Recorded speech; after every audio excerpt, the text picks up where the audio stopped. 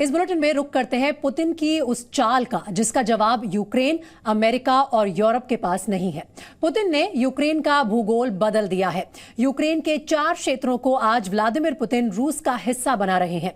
Donetsk, Luhansk, Kherson और ज़ेपोरेजिया के प्रशासक थोड़ी ही देर में रूस में शामिल होने वाली संधि में दस्तखत करने जा रहे हैं।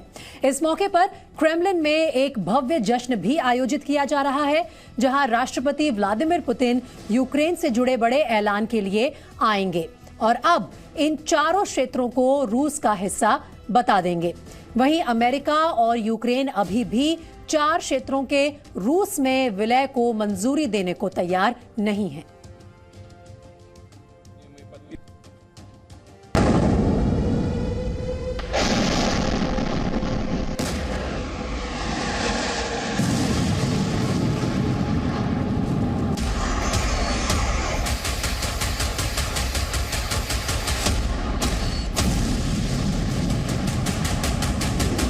Владимир Владимирович Путин.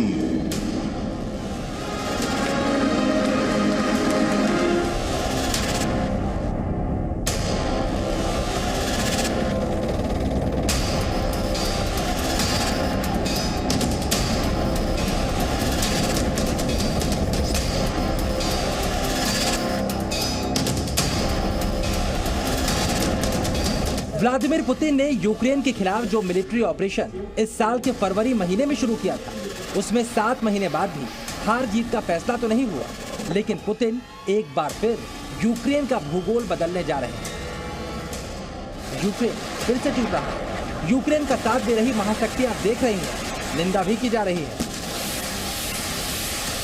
लेकिन पुतिन को रोकना हर बार की तरह मुश्किल।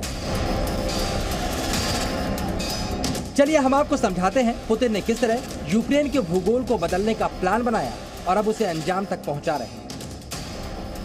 22 फरवरी को लुहांस्क और दोनेस्क को स्वतंत्र घोषित करते हुए पुतिन ने यूक्रेन के खिलाफ मिलिट्री ऑपरेशन की शुरुआत की थी। और नई खबर यह है कि अब पुतिन ने ज़ापोरिजिया और खेरसान की स्वतंत्रता को भी मान्यता दे दी। राष्ट्रपति व्लादिमीर पुतिन ने पहले इन इलाकों में जनमत संग्रह करवाया।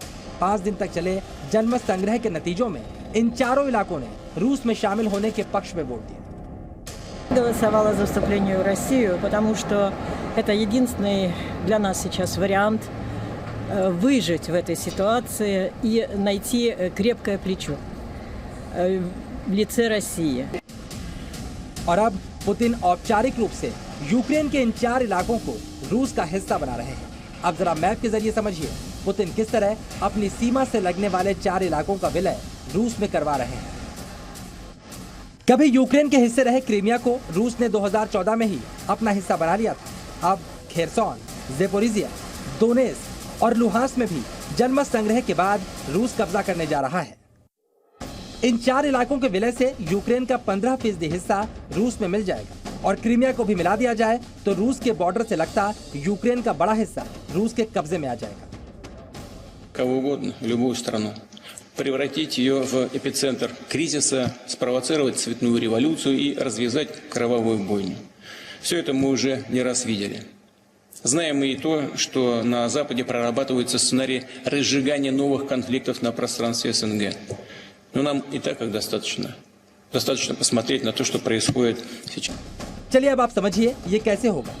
इसके लिए ग्रैंड क्रेमलिन पैलेस के सेंट जॉर्ज हॉल में भव्य समारोह आयोजित किया गया, जिसमें 4 क्षेत्रों के प्रशासकों ने रूस में शामिल होने की संधि पर हस्ताक्षर किए। इस मौके पर राष्ट्रपति पुतिन ने भी जनता को संबोधित किया। अब रूस के संसद के दोनों सदनों में अगले हफ्ते इस कब्जे पर आधिकारिक मोहर लग सकती है। अब सवाल उठता है, पुतिन तो यूक्रेन के 4 इलाकों पर कब्जा कर रहे हैं, लेकिन यूक्रेन क्या कर रहा है, अमेरिका क्या कह रहा है, अब वो भी जानिए। यूक्रेन के राष्ट्रपति वोलोदिमीर ज़ेलेंस्की ने कहा कि वो जनमत संग्रह को नहीं मानते।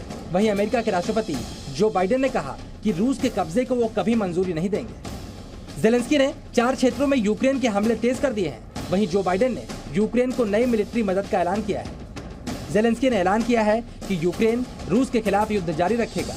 वहीं जो बाइडेन अपने सहयोगी देशों के साथ मिलकर रूस पर नए प्रतिबंधों की तैयारी कर रहे हैं। The United States, I want to be very clear about this. The United States will never never recognized Russia's claims on Ukraine's sovereign territory.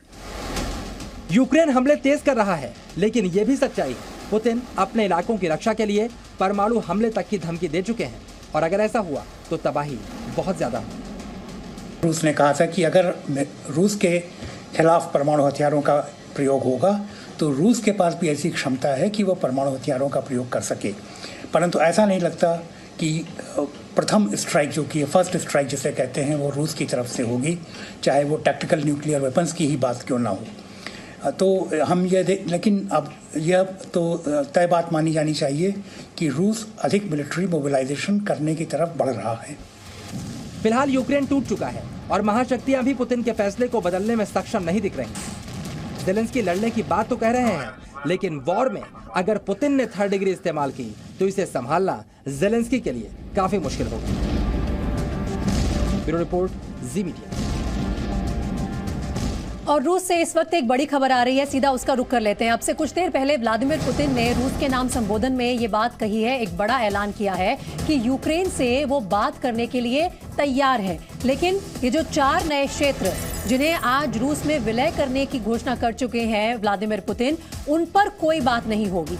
तो पुतिन की तरफ से ये तय है कि ये जो 4 नए क्षेत्र हैं जिनकी सीमा रूस शेयर करता है यूक्रेन के साथ, अब उन पर कोई बात नहीं होगी। उसके अलावा अगर कोई मुद्दा है तो यूक्रेन से बात करने के लिए रूस तैयार है।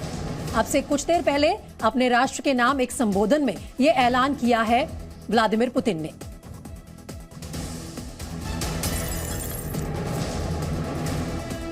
चार अहम क्षेत्रों का जो पहले यूक्रेन का हिस्सा होते थे, आज रूस में विलय करा है व्लादिमीर पुतिन ने, और उसके बाद देश के नाम संबोधन में ये साफ कर दिया है कि ये जो 4 नए क्षेत्र अब रूस का हिस्सा कहलाए जाएंगे।